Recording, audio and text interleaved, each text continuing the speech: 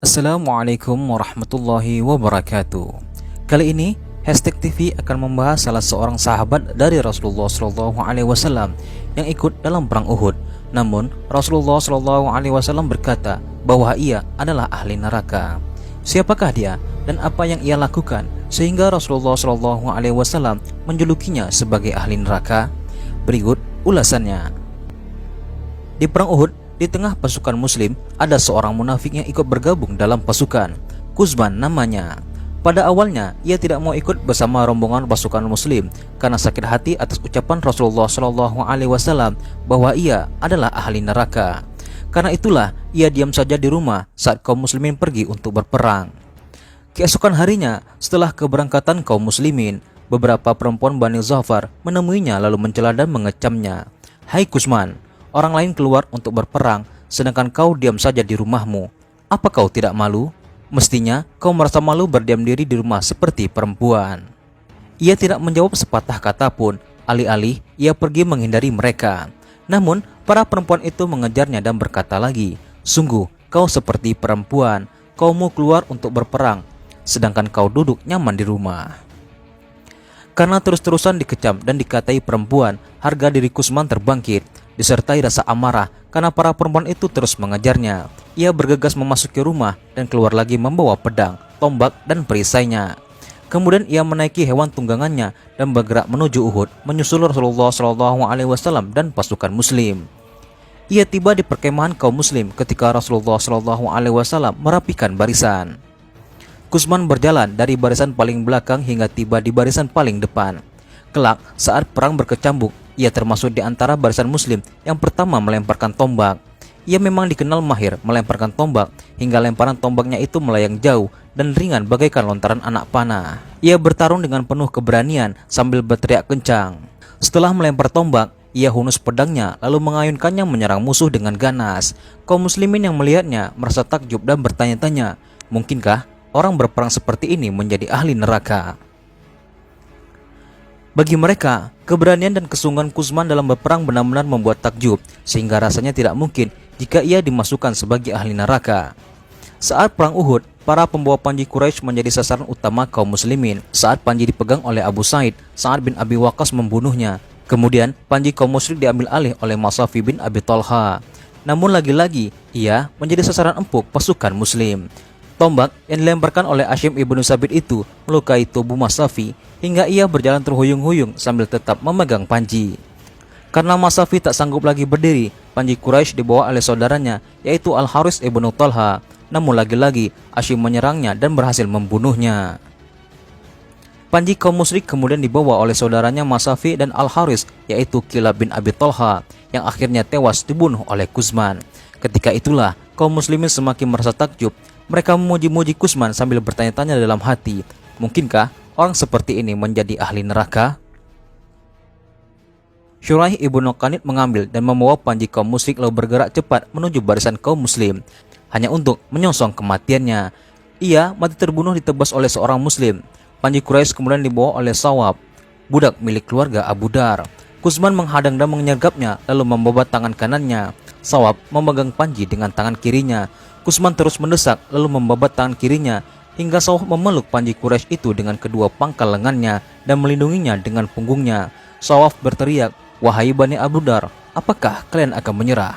Kuzman tidak memberi kesempatan lebih lama kepada Sawab untuk bertahan. Kilatan pedangnya berkelebat cepat menembus tubuh Sawab hingga ia terkapar tak bernyawa. Ia jatuh tersungkur seperti anak-anak Talha yang tumbang demi mempertahankan panji kaum musyrik. Kuzman terus berperang, mengayunkan pedangnya, membabat dan menumbangkan siapa saja musuh yang ada di hadapannya. Di telinganya masih terniang kecaman dan hinaan para perempuan di kampungnya. "Kau tak ubah perempuan, kau mau pergi berperang sedangkan kau duduk nyaman di rumah." Darahnya bergejolak panas ketika mendengar ucapan mereka. Ia ingin membuktikan kepada semua orang, ia lelaki sejati, lelaki pemberani dan juga petarung yang tangguh. Tak seorang pun boleh menyebutnya perempuan dan ia benar-benar menunjukkan keberaniannya.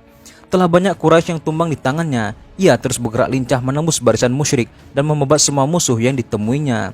Suara kaum perempuan di kampungnya itu terus terngiang seakan-akan tak pernah lenyap dari gendang telinganya.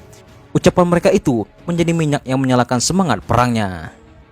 Ketika kaum muslim merasa kemenangan telah mereka genggam, mereka sibuk mengumpulkan apa yang mereka dapatkan di medan perang, sementara Kutsman masih terus menyerang kaum Quraisy.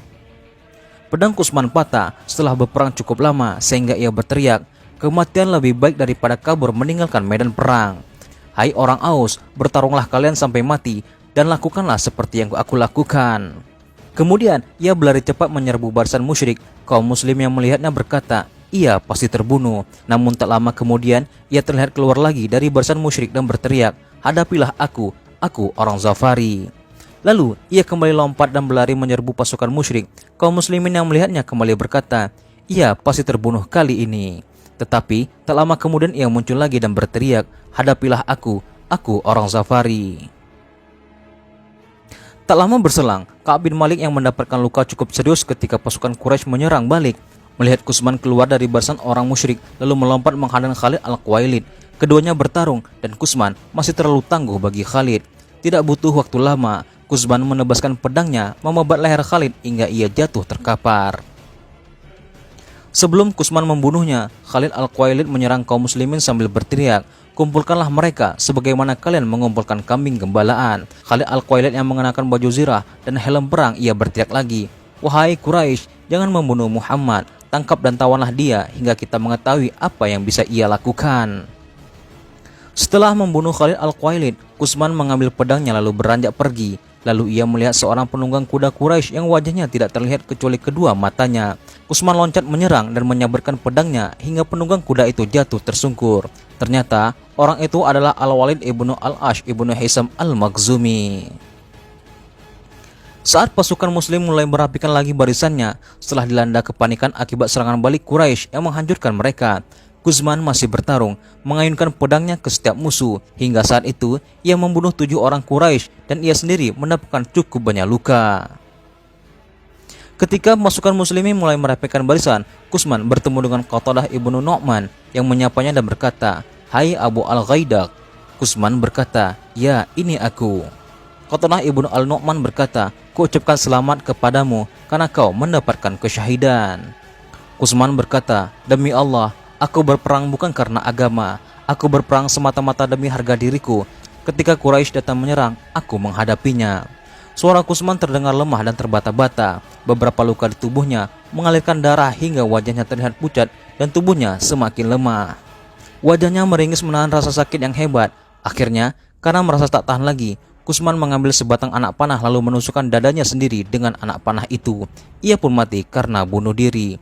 Jadi, benarlah ucapan Rasulullah SAW ketika berbicara tentang Kutsman bahwa ia adalah ahli neraka.